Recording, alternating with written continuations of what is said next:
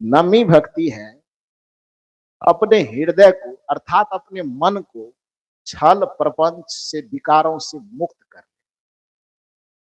कबीर साहब कहते हैं भगवान को तुम पाना चाहते हो, कुछ ज्यादा मत करना। कबीरा मन निर्मल भया, जैसे गंगा नीर, अब पीछे पीछे हरि फिरे, कहत कबीर।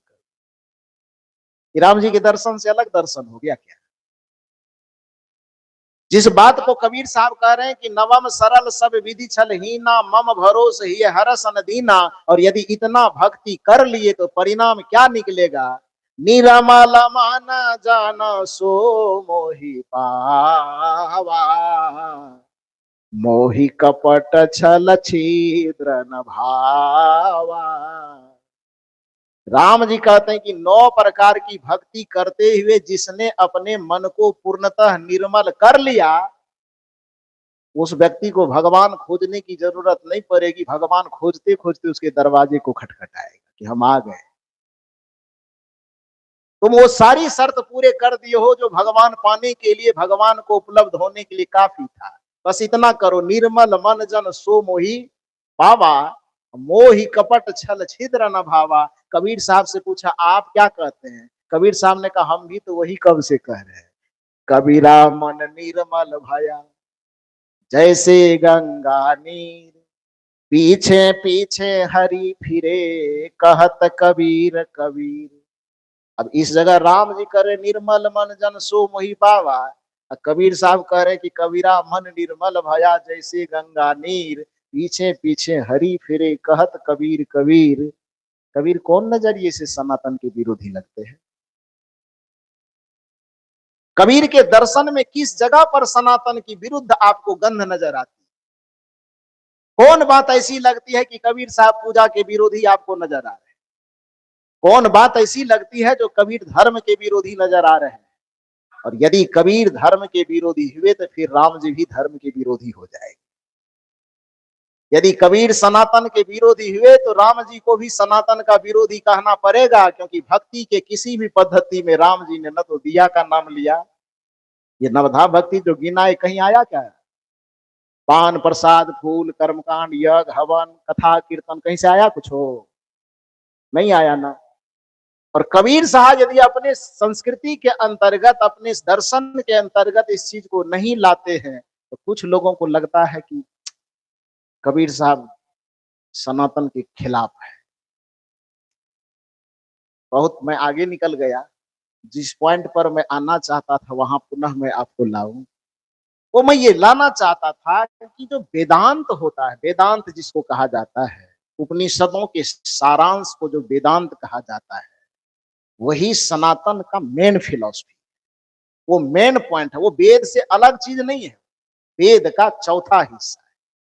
संतों की जो परंपरा है, चाहे वह बुद्ध की परंपरा हो, चाहे कबीर की परंपरा हो, चाहे महावीर की परंपरा हो, चाहे नानक की परंपरा हो, चाहे रविदास की परंपरा हो, चाहे विवेकानंद की परंपरा हो, चाहे दयानंद की परंपरा हो, जितने भी संतों का नाम आप जानते हैं, वो सारे के सारे संत वेद के उसी चौथे भाग को आधार बना करके अध्यात्म का विश्लेषण करते हैं।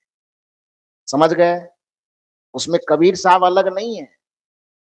उस वेदांत को आधार में रख करके सभी लोगों ने उस पर अपने अपने तरीके से चिंतन करना शुरू किया और अपना अपना दर्शन लोगों तक पहुंचाया। इसलिए कबीर साहब को जो आदमी सनातन के विरुद्ध कहता है, उस व्यक्ति को एक बार जाकर के वेदांत को पढ़ लेना चाहिए।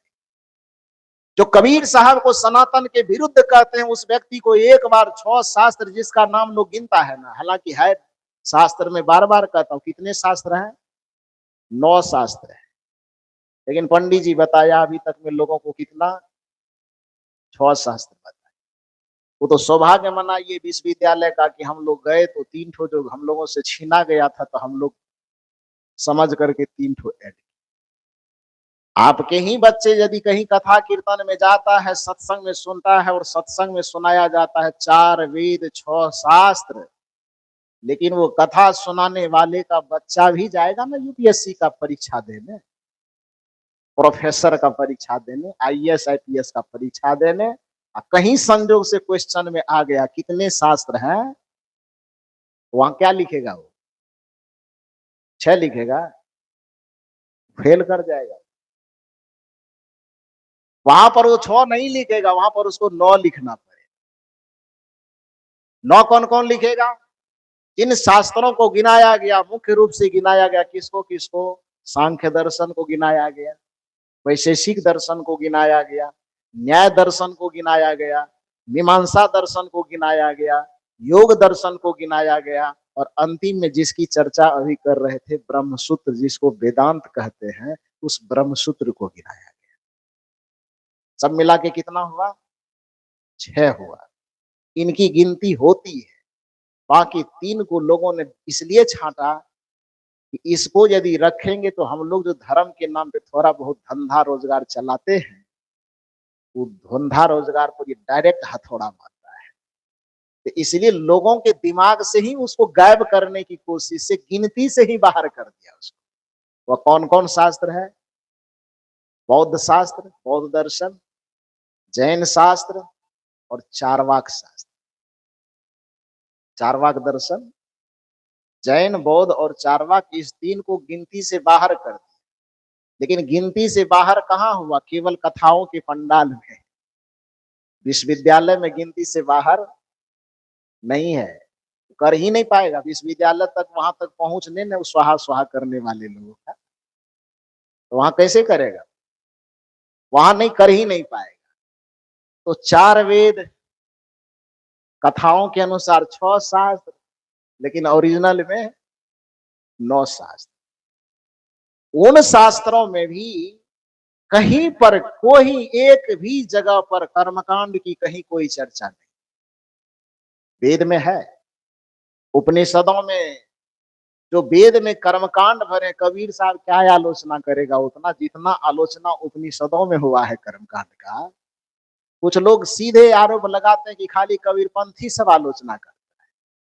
जिस व्यक्ति को जानना समझना हो तो उपनिषदों को पढ़ो। कबीर साहब उतनी कटु आलोचना नहीं किए हैं कर्मकांड का, जितनी कटु आलोचना उपनिषदों के ऋषियों ने ही वेद के कर्मकांडों का किया है।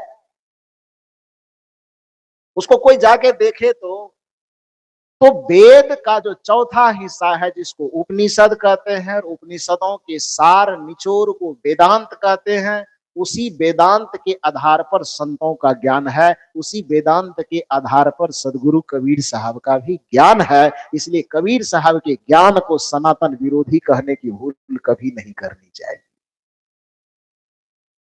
जो सनातन का दर्शन है, वस्तुतः वही सदगुरु कबीर साहब का दर्शन है। उसमें मूल रूप से बात आई, अभी चर्चा में कर रहा था कि गाए गए भजन के आधार पर हमारे आदरणीय आत्माराम बाबू बड़ी सुंदर चर्चा कर रहे थे कि इस जीव को एक मरजीवा कबीर साहब ने नाम, क्योंकि मृत्यु से इसे जीवन की ओर जाना है, बंधन से मुक्ति की ओर जाना है, ये संकेत है नाम में छिपा हुआ। तो सवाल यह होता है कि मृत्यु से हम अमरता की ओर कैसे जाए, बंधन से हम मुक्ति की ओर कैसे जाए? वेदांत ने ही ये सुंदर सूत्र बताया है।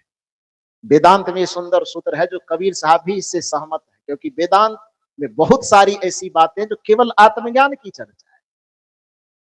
वेदांत के मंत्रों में आत्मा को जानने की ही चर्चा है। यही कारण तो है कि कबीर साहब आत्मा की बात तो बाद में करते भाई। अब आप लोग बताइए कि और उपनिषद आप और हम कभी जानते हैं कि नहीं जानते? कठोपनिषद हम लोग जानते हैं। क्यों जानते हैं? क्योंकि हम लोगों के कोर्स में जो नचिकेता और यम का संवाद को शामिल किया गया था, बिहार में हम लोग पढ़ते थे, छत्तीसगढ़ में था इसी व्यवस्था क्या है, शायद 7वां या 8वां क्लास के कोर्स में यम और नचिकेता का संवाद दिया गया, हम लोग पढ़े थे। आप लोग इधर नहीं पढ़े हैं, ऐसे दूसरी जगह पढ़े होंगे या सुने होंगे, पढ़े थे। वो क्लास में हम लोगों को दिया गया था, इसलिए वो आसान था। और उपनिषद तो समझना बड़ा मुश्किल है, लेकिन कठोपनिषद से अंश लेकर के कोर्स में शामिल किया गया था, और हर एक बच्चे को पढ़ना अनिवार्य था, परीक्षा देना अनिवार्य था, तो इसलिए उसको जानता। क्या संवाद है? विशुद्ध आत्मज्ञान की चर्चा है कि नचिकेता एक छोटा सा बालक है, उसके पिताजी स्वर्ग प्राप्ति की आशा से यज्ञ करते। यज्ञ संपन्न होने के बाद दान दक्षिणा जो करना है, तो यज्ञ तो बेचारा कर दिया स्वर्ग के लालच में, लेकिन था बड़ा कंजूस। कंजूस माना जो धन दूसरे को न देना चाहे उसको कंजूस बोलते हैं लोग, बोलते हैं ना। तो यज्ञ तो किया लेकिन कंजूस था। यज्ञ संपन्न हो जाने के बाद जब दान दक्षिणा करने लगा तो गाय तो दान कर रहा है, लेकिन ऐसी ऐसी गायें दान कर रहे हैं वो, जो गाय दूध नहीं दे सकती, ऐसी गायें दान कर रहा है। दान करने वाले भी कमाल लोग होते हैं। कई जगह आप देखते होंगे, ठंडी का मौसम अभी चल रहा है, छत्तीसगढ़ में तो कम है, बिहार में, पंजाब में, राजस्थान में थोड़ा ज्यादा है, क्योंकि इस बार कई राज्यों में भ्रमण करते हुए छत्तीसगढ़ आने का मुझे मौका मिला। वैसे छत्तीसगढ़ की मेरी जो यात्रा, क्रमिक यात्रा है, वो इसी निर्मल ज्ञान मंदिर से प्रारंभ हुई थी, जो आज से 4 साल पहले शुरू हुई। और यहीं से आप लोगों ने एक बीज को पुष्प बनने का, फैलने का, खिलने का जो अवसर आपने दिया, आज ऐसी स्थिति आ गई है कि 2026 में मैं 45 दिन तक छत्तीसगढ़ में हूं, और आगे 2027 के लिए कम से कम 100 दिन का कार्यक्रम आपके छत्तीसगढ़ में बन करके तैयार हो गया है। लगभग 3 महीने का कार्य, जिसमें लगभग 90 दिन के आसपास का कार्यक्रम आ गया। और कार्यक्रम अभी तो जनवरी भी खत्म नहीं हुई, 2027 के लिए कार्यक्रम बन रहा है, तो उसमें आऊंगा ही। तो इस बार जो आना हुआ बाहर के कई राज्यों से होते हुए, तो ठंडी यहाँ कम पड़ती है और राज्यों में ज्यादा पड़ती है। तो कई जगह पर दक्षिणा दान करने वाले, जो कम्बल दान करने वाले लोग आते थे ना, तो सत्संग में भी कुछ लोग कम्बल दान करने के लिए आए थे। तो और जगह तो केवल मैं फोटो में देखता था कि कैसा कम्बल है। जब मंच पर आए और एक लगभग 100-200 कंबल लाए थे, उन्होंने कहा, गुरु जी आप एक बार कंबल को छू दीजिए, आपके छूने के बाद इस कंबल को बांटना है मुझे गरीबों में। मैंने कहा छुलाइए। वो कंबल छुलाने के लिए मेरे हाथ में जैसे दिया, तो मैं बेचारे को बोल तो नहीं पाया, लेकिन मन ही मन सोचा कि ये कंबल है कि सन पापड़ी है।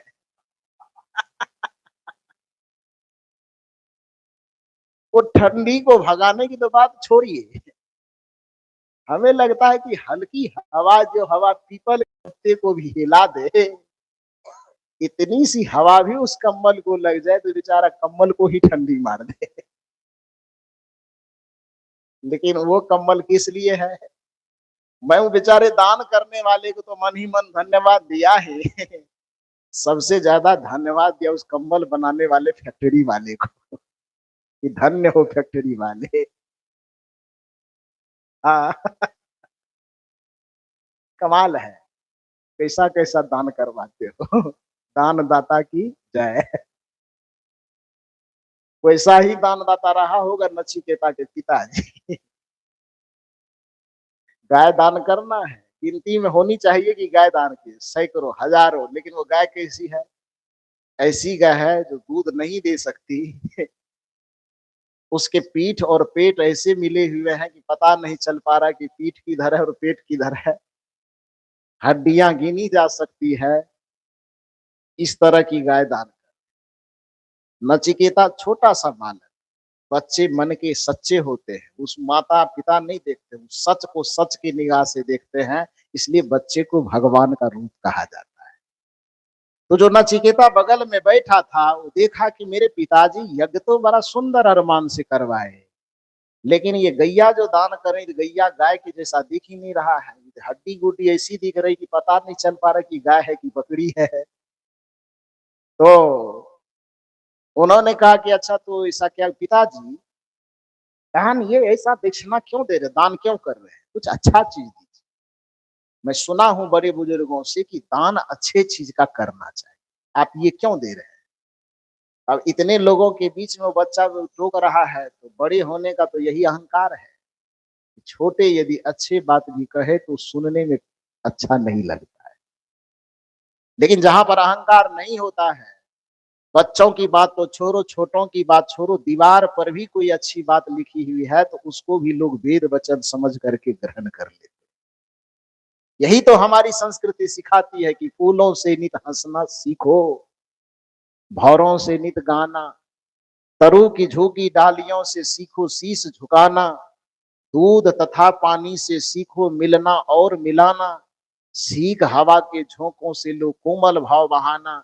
यदि फूल से, भंवरे से, मिट्टी से, पानी से, हवा से सीखा जा सकता है तो आप ही के घर में यदि आपके पद से कोई नीचा है, चाहे वह सास हो तो आपकी बहू छोटी है, चाहे आप पिता हो तो आपके पुत्र छोटे हैं, तो वह भी कभी अच्छी बात कहे तो उसको मान लिया करो, उस बात से अपने अहंकार पर चोट मत लगे। नचिकेता जैसे ही कहता पिताजी ये दान करने की जैसी गाय तो नहीं दिख रही है, पिता होने के अभिमान पर ठेस लगी कि छोटा बच्चा हो के हमको सिखाएगा। नचिकेता के पिता ने कहा जाओ जाओ खेलो। नचिकेता ने ना खेलेंगे नहीं, पहले बताइए ये गाय दान क्यों कर रहे हैं। दान तो अच्छे चीजों का किया जाता है पिताजी। तो पिताजी गुस्सा में कहते हमारे लिए तो अच्छा तो ही है, अच्छे चीज का दान किया जाए तो मेरे लिए अच्छा तो तू ही है। तो नचिकेता ये बात पकड़ लिया, नचिकेता कह रहा है हम ही अच्छा है तो हम ही को किसी को दान कर दीजिए। पिताजी कह रहे जाओ, झुंझला करके कहते जाओ सामने से, लेकिन वो जिद पे अड़े हैं कि मैं ही यदि अच्छा हूं तो मुझे ही किसी को दान कर दीजिए। पिताजी मुझे किसे दान कर रहे हैं, 2 बार 3 बार 4 बार कहा तो पिताजी गुस्सा में कहा जाओ तुझको जमराज को दान करते हैं। हाँ, जमराज को दान करते हैं तो दान कर दिया। अब कथा यह कहती, ध्यान दीजिए एक बात, कथा सच भी हो सकती है, कथा झूठी भी हो सकती है। इस जगह पर तर्क वितर्क सच और झूठ का नहीं करना, क्योंकि साहित्य में जब भी रचना होती है तो 2 प्रकार से होती है, यथार्थवादी दृष्टि से और आदर्शवादी दृष्टि से। यथार्थवादी दृष्टि का मतलब होता है कि जो वास्तविक में कोई घटना घटी हो, उस वास्तविक घटना को आधार बना करके जब कुछ लिखी जाए तो उसको यथार्थवादी साहित्य कहा जाता है। और जब घटना घटी हो अथवा ना घटी हो, लेकिन उस घटना के माध्यम से यदि समाज को कुछ अच्छा संदेश देना चाहते हैं और ऐसा सोच करके जब कुछ लिखा जाता है तो उसको आदर्शवादी रचना कहा जाता है। हमारी संस्कृति में बहुत सारे यथार्थवादी रचना भी है और बहुत सारे आदर्शवादी रचना भी है। इसलिए घटना घटी होगी कि नहीं घटी होगी, जमराज के पास गया होगा कि नहीं गया होगा, इन चीजों पर तर्क वितर्क करने की कोई जरूरत नहीं है। कथा सुनिए और उसके सार निर्देश को समझने की प्रयास कीजिए, कोशिश कीजिए कि कथा कहना क्या चाहे। क्या किया तो नचिकेता जाते हैं, कहे ठीक है पिताजी, प्रणाम किया, कहाँ जा रहे हो, कहा आप ही ने तो कहा कि नचिकेता जाओ तुमको दान कर दिया यमराज को, बस आखिरी प्रणाम कर रहा हूँ, यमराज के पास जा रहा। पिताजी रोकने की कोशिश की लेकिन कहा ना। जब राम जी अपने पिताजी की एक आज्ञा सुन लिए, फिर पिताजी बार बार मना किए तो माने कहा, चले गए तो हम भी जा रहे हैं, और वो चले गए। कहा जाता है कि यमराज के दरवाजे पर पहुंच करके वो बैठ गए। संजोग से यमराज घर पे नहीं थे, कहीं चले गए, 3 दिन तक नहीं थे। 3 दिन के बाद लौट करके आए। यमराज नचिकेता को भूखे प्यासे अपने दरवाजे पर 3 दिन से बैठा देख करके यमराज का हृदय बड़ा पसीज गया। ध्यान दीजिए कि पुराण वाला यमराज रहता तो नचिकेता को चबा के खा जाता, वो वेद वाला यम है। वेद में यमराज क्रूर व्यक्ति नहीं है। वेद के अंतर्गत जो यमराज का चित्रण है वहां पर यमराज बहुत करुणाशील है, दयावान है, क्षमावान है। यमराज हमको लगता है कि पंडित जी को कुछ घूस उस देने में कंजूसी किया होगा, इसलिए पुराण में ला करके यमराज को पंडितों ने बड़ा क्रूर बनाया। भैंसा पर चढ़ा हुआ आ रहा है, रस्सी लेके खदेड़ रहा है, खोज रहा है किसको उठा के ले जाना है किडनैप करके। ये चित्रण जो है यमराज का, ये पुराण वाला यमराज का चित्रण। वेद में जो यमराज का चित्रण है वो ऐसा नहीं है। वेद में यम का मतलब जिसको जितना खतरनाक, शनिदेव को खतरनाक बनाया, पुराण में बनाया है। वेद में जहां पर शनिदेव की चर्चा है वहां पर शनिदेव खतरनाक नहीं है, बल्कि कोई विपत्ति में फंसे तो जैसे आज विपत्ति में फंसने पर लोग हनुमान जी को याद करते हैं, वेद काल में जब कोई मुसीबत में फंसता था तो किनको याद करते थे मालूम है? किनको याद करते थे? शनिदेव को और यमदेव। आज तो यदि मुसीबत में फंसे आदमी कोई यमराज का नाम ले तो उसको पीट देगा यार, यमराज का नाम। तो ये पुराण काल की महिमा है। घूस घूस थोड़ा कम मिला होगा, इसलिए यमराज को थोड़ा ज्यादा बदनाम के निगेटिव थॉट उसके प्रति बना दिया। खैर जो भी, मतलब उस जगह उपनिषद में जिस जगह नचिकेता और यम के बीच संवाद हो रहा है उस काल तक में यमराज संवेदनशील महापुरुष थे, करुणा दया क्षमा से भरा हुआ थे, क्रूर नहीं थे, अत्याचारी नहीं थे कि किसी को मार करके ले जाए। तो वहां पर 3 दिन तक नचिकेता भूखे हुए हैं और यमराज जब आते हैं तो उसको देख करके यमराज का हृदय पिघल जाता है। यमराज पूछते बताओ इतना छोटा कोमल बच्चा 3 दिन से दरवाजे पे बैठा है, नचिकेता इतना बच्चा होने के बावजूद यमराज हाथ जोड़ करके क्षमा मांगते हैं। अब बताओ यदि क्रूर होगा तो क्षमा मांगेगा? क्रूर व्यक्ति क्षमा मांगता है किसी से? वो तो लाख गलती हो लेकिन अपनी गलती को भी सही सिद्ध करता है, यही क्रूरता की पहचान है।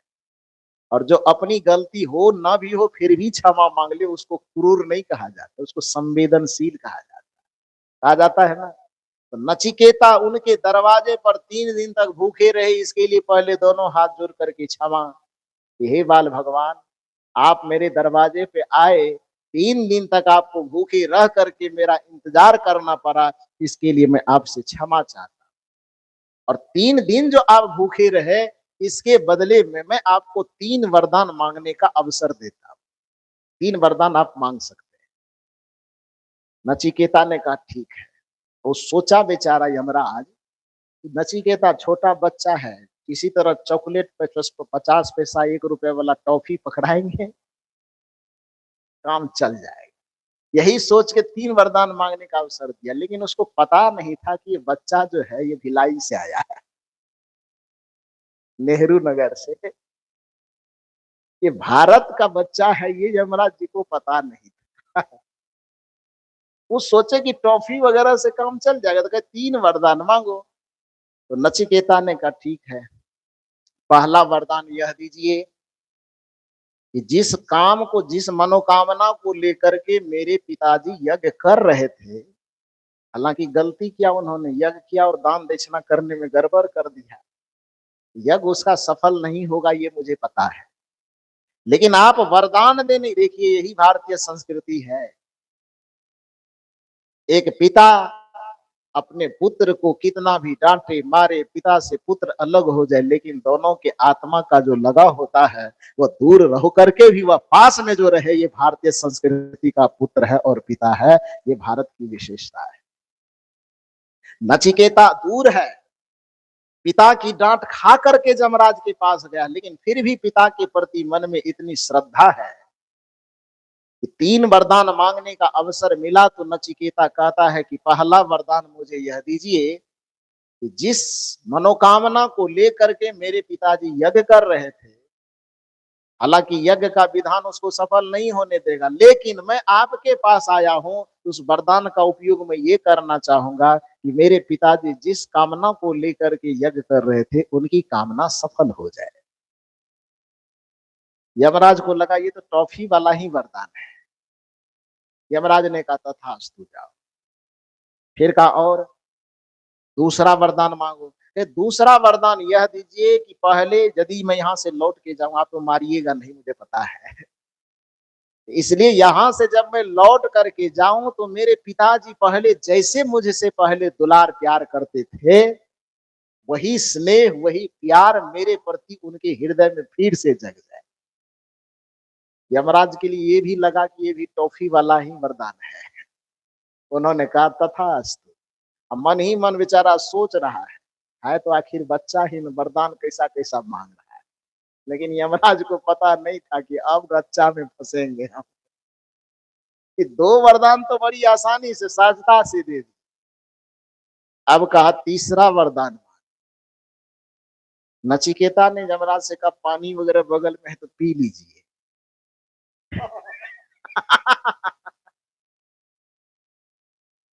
यमराज सोच रहा है कि मुझको पानी पीने को कह रहा है, क्या बात है।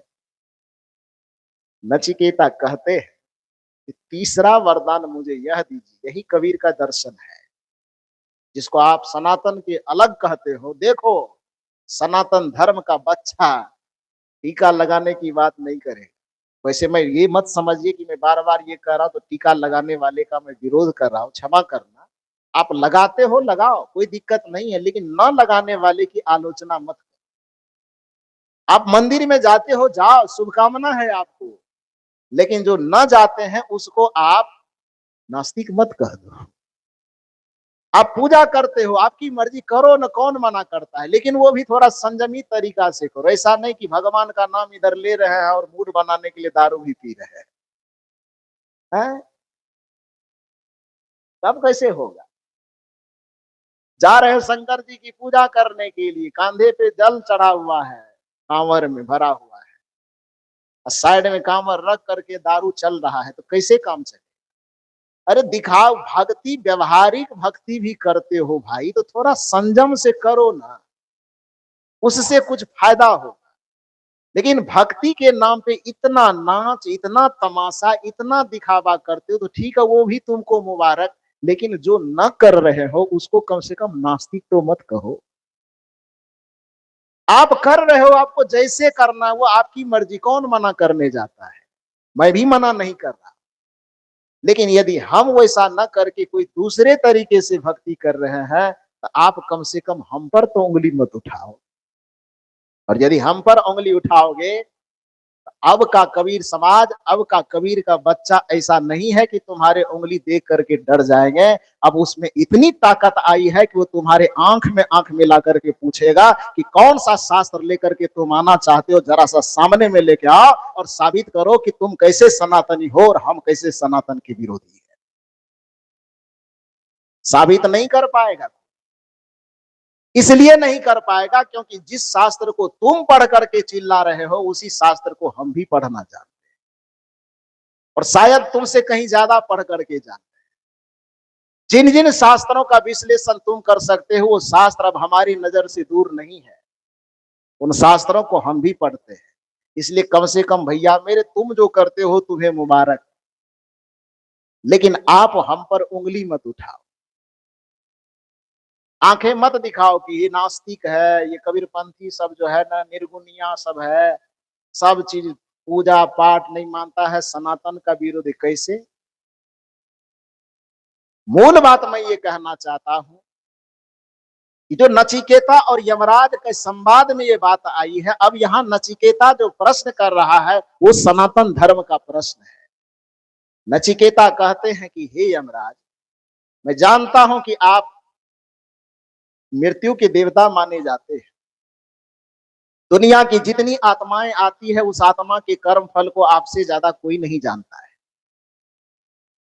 जब जन्म और मृत्यु के रहस्य को आपसे ज्यादा बेहतर कोई नहीं जान सकता। जब आत्मा को आप ही पकड़ के लाते हैं, ऐसा कहा जाता है, तो आत्मा के रहस्य के बारे में आपसे ज्यादा कोई नहीं जानता।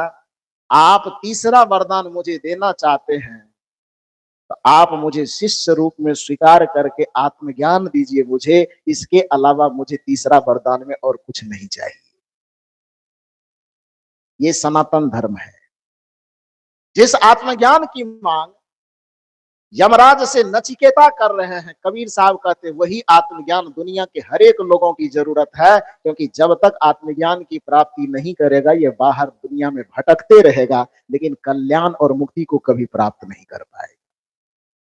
पानी में मीन पियासी रे मोहे, सुनी सुनी आवत हासी, आत्म ज्ञान बिना नर भटके, कोई मथुरा कोई काशी रे, जैसे मृगा नाभि कस्तूरी, बन बन फिरत उदासी रे मोहे, सुनि सुनि आवत हासी।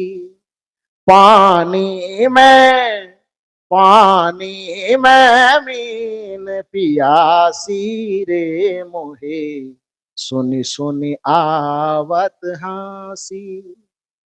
सदगुरु कबीर साहब कहते हैं कि और कुछ भी प्राप्त कर लो, लेकिन आत्मज्ञान की प्राप्ति जब तक नहीं होगी तो मृत्यु के मुख से छूट करके अमरता की सीमा में नहीं पहुंच पाओगे।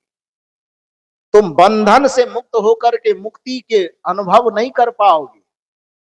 तुम पीड़ा से मुक्त होकर के परमानंद का अनुभव नहीं कर पाओगे। परमानंद का अनुभव करने की एक ही चाबी है, जिसका नाम है आत्मज्ञान। यही सनातन का दर्शन है। और इस आत्मज्ञान की चर्चा करते हुए यमराज से नचिकेता कहते हैं कि मुझे कुछ नहीं, 2 वरदान तो हमको जो लेना था ले लिए, तीसरा में मुझे आपसे आत्मज्ञान चाहिए। सचमुच में यमराज को लगा कि अब पानी पीने की जरूरत पड़ गई है। पढ़िए कथा को, उसमें कहा क्या जाता है। यमराज कहते हैं बेटा, उम्र तुम्हारी बहुत छोटी है, इतनी छोटी उम्र में इतनी बड़ी बड़ी बातें नहीं करते। तुम यदि कोई धन दौलत लेना चाहो तो ले लो, तुम कोई पद प्रतिष्ठा लेना चाहो तो ले लो। पद प्रतिष्ठा सामान्य नहीं, इंद्रासन लेना चाहते हो तो वह भी देने के लिए तैयार है। इंद्रलोक चाहिए, इंद्र की गद्दी चाहिए तो वह भी मैं देने के लिए तैयार हूं। नचिकेता, मैंने कहा ना कि भिलाई का बच्चा रहा होगा। नचिकेता ने कहा कि सोचिए, हम तो सोच रहे थे कि आत्मज्ञान थोड़ा कमजोर चीज होगा, लेकिन आप सोचिए कि जिसके बदले में आप इंद्रासन तक देने के लिए तैयार है, वो ज्ञान कोई साधारण ज्ञान नहीं होगा। इसलिए तो मेरे मन में पहले कम जिज्ञासा थी, लेकिन आप जब इंद्रासन का लालच उसके बदले में दे रहे हैं, तो इसका मतलब मेरे मन के अंदर और भूख जग गई है कि हम आत्मज्ञान के अलावा और कुछ नहीं चाहेंगे। वही दीजिए मुझे, न रूप चाहिए, न जवानी चाहिए, न पद चाहिए, न प्रतिष्ठा चाहिए, न ऐश्वर्य चाहिए। मुझे क्या चाहिए? आत्मज्ञान चाहिए। जो आत्मज्ञान आपके कठोपनिषद के फिलॉसफी का आधार है, वही आत्मज्ञान आपके सदगुरु कबीर के दर्शन का आधार है। फिर आप बताइए कि वह सनातन के विरोधी किस आधार पर है।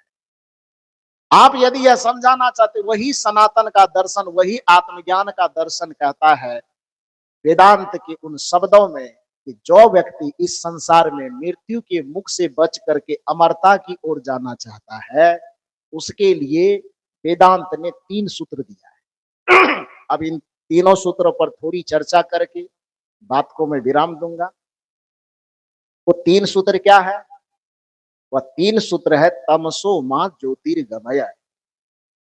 कोई ऐसा सूत्र नहीं है जो कोई लोग नहीं जान रहे, सब कोई जान रहे हैं।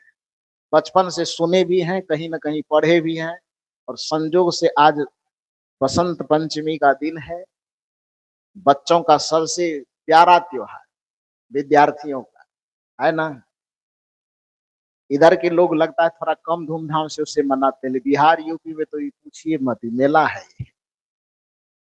तो खूब बढ़िया तरीके से लोग वहां मनाते हैं। इस बसंत पंचमी के अवसर पे भी देशवासियों को बहुत बहुत शुभकामनाएं।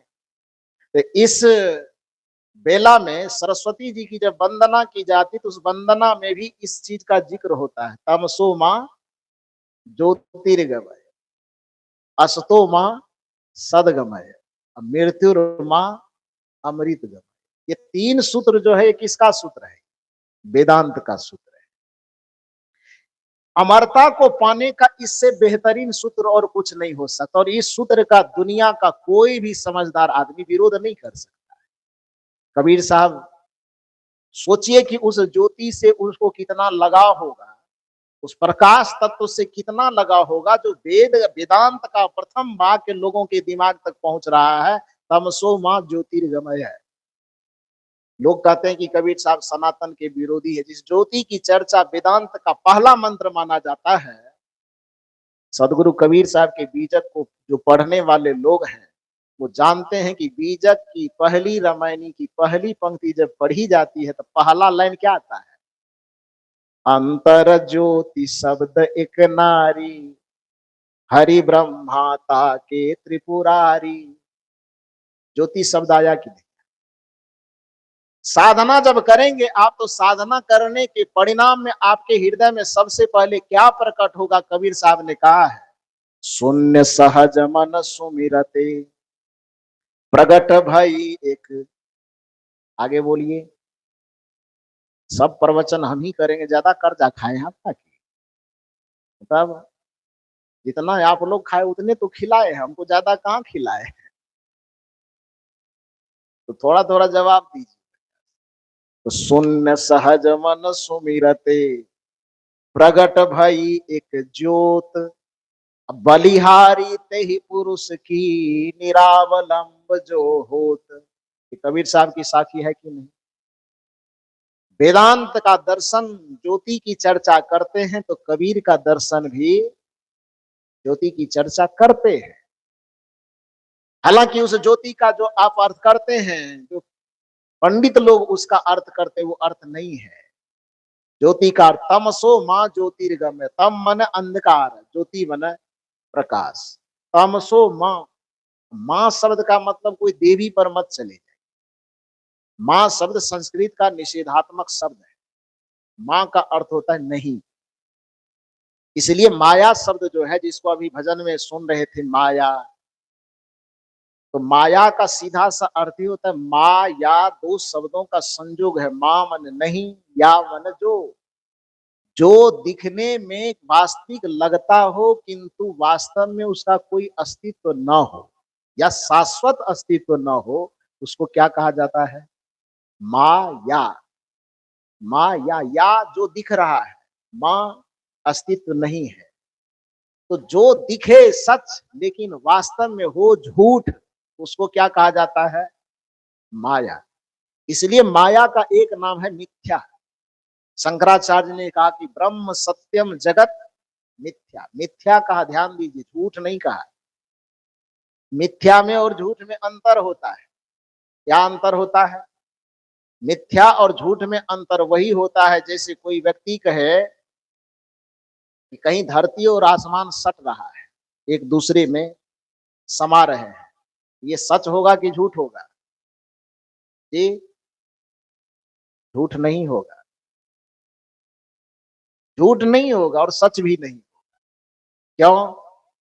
क्योंकि कोई व्यक्ति एकांत में जा करके एक सड़क पर खड़ा हो जहां आगे में कोई घर वगैरह नहीं हो, 2-4 किलोमीटर तक झलक रहा हो, आगे दिखाई दे रहा हो, तो एक जगह पर खड़ा होने के बाद 1-2 किलोमीटर दूर के बाद यह लगता है कि जमीन और आसमान एक में सट रहा है। तो आंख से तो दिखाई दे रहा है, जो आंख से दिखाई दे उसको सच मानेगा लोग कि नहीं मानेगा?